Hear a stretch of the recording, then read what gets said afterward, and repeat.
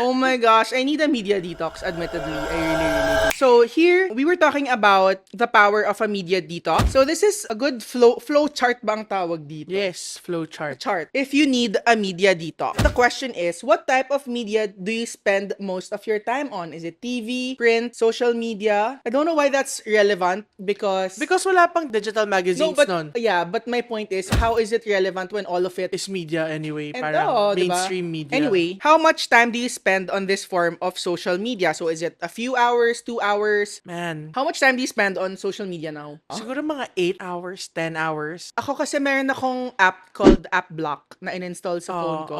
So it's a cool app para it hijacks all the social media or the apps na you want para meron kang control in terms of usage. Ganon. Pwede. So yung sinet ko is 8 hours. 8 hours on Facebook and Instagram. And nauubos ko talaga siya.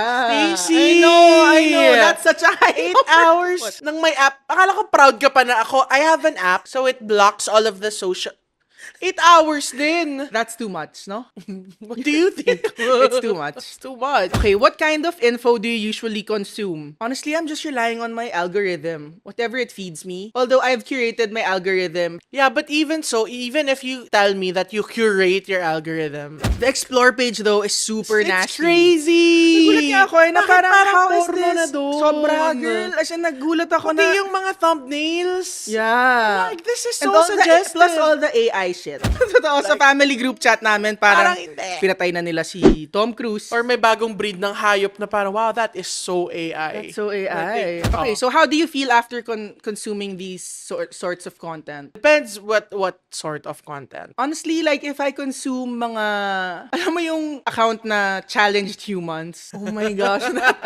No. It's just like all the retards on TikTok compiled in that account. Yun lang, parang it just really makes me sad and depressed. And then, when you feel sad and depressed, what's the next app you go to? Shopee.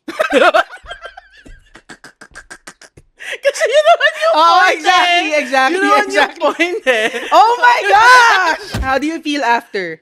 I feel shitty about my life and dissatisfied. Okay. Wow. Alert yan. Okay, Alert. alert. Do a media detox. Okay. I feel unproductive, like I wasted so much time. Mm. Okay, so you really need to limit your time. If you say na it really doesn't affect me or I feel well informed, parang, healthy that's a use healthy use of of social and- media. Oh my gosh, I need a media detox, admittedly. I really do. And it's not just a day stays. You need like a month at least. Yeah, to reset like my brain. And everything else.